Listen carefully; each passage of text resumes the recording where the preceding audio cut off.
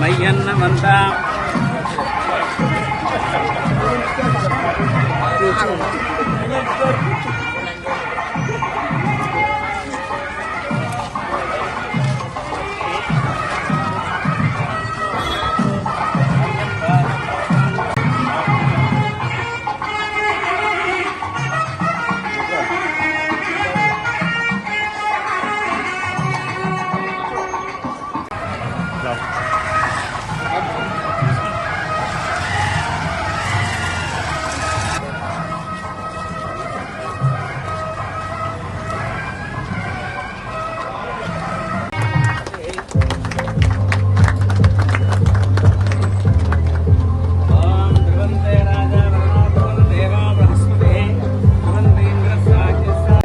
दिवे दिवे नमस्कुर्यात् ना श्रीलं कीर्तयेत् देवता एव देवता पीणादि पर्याप्तान्तमभवते ओम औषधयस्तकं समौषधयोषधयस्तकं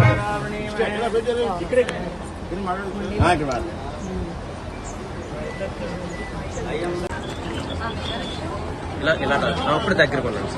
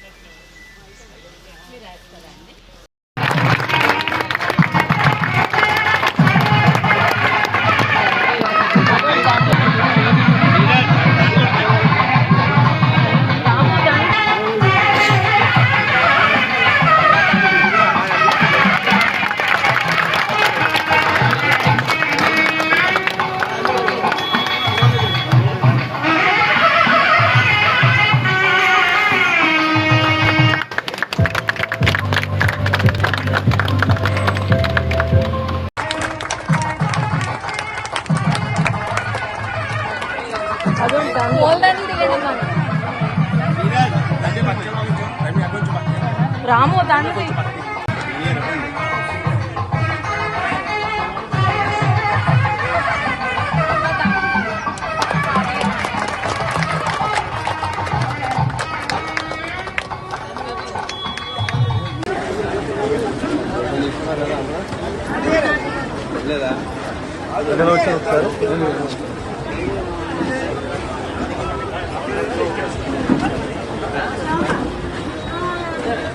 జోగారావు గారికి వాళ్ళ అబ్బాయికి వాళ్ళ మనవాళ్ళకి వాళ్ళ కూతురికి కోడళ్ళకి అందరికీ కూడా నా అభినందనలు తెలియజేస్తూ మరి మంచి కార్యక్రమం పెట్టారు.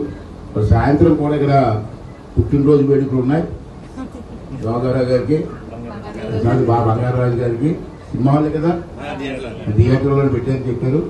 అందరూ వచ్చి ఆ కార్యక్రమాల్లో కూడా పాల్గొని మీ అందరి తాలూకు ఆశీర్వాదం జోగారావు గారికి అమ్మగారికి ఇచ్చి నిండు నూరేళ్ళు బతకాలని ఆరోగ్యంగా బతకాలని మామూలు బతుకుతే కాదు ఆరోగ్యంగా ఉండాలని మంచం మీద ఉండి మాకు బతకడం కాదు ఆరోగ్యంగా ఉండి మళ్ళీ మన ప్రాంతానికి సేవలు చేయడం కోసం వాళ్ళు ప్రయత్నం చేయాలని చెప్పి మన స్కూల్ కోరుకుంటూ మరి సాయంత్రం పుట్టినరోజులో అందరూ కలుద్దాం కలిసి ఆనందంగా పుట్టినరోజు వేడుకలు పాల్గొందాం అని చెప్పి మీ అందరూ రావాలని చెప్పి ఆ కుటుంబం తరపున మీ అందరిని కోరుకుంటున్నాను. మరి ఈరోజు ముందుగా మన బంగారాజు గారికి 75వ సంవత్సరం పుట్టినరోజు సందర్భంగా మన అందరం కూడా శుభాకాంక్షలు తెలియజేస్తున్నామండి.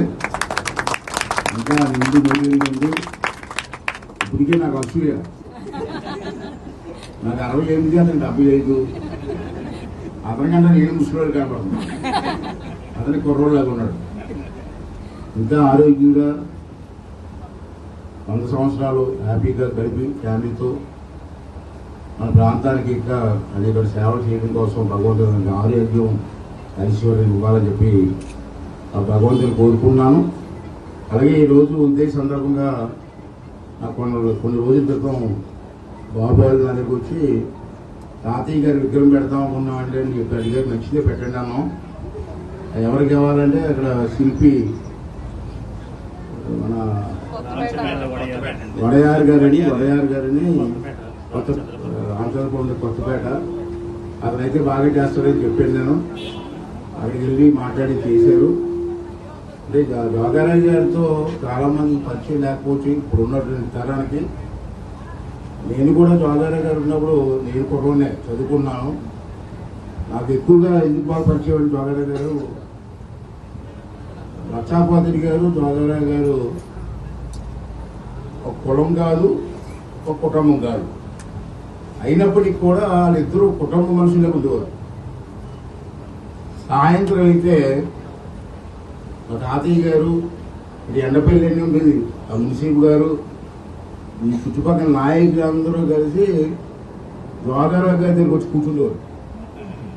ఇక్కడే కూర్చుండేవారు. అందరూ శంకర అప్పలనాయుడు గారు చనిపోయారు, ఇప్పుడు ఎవరు లేరు.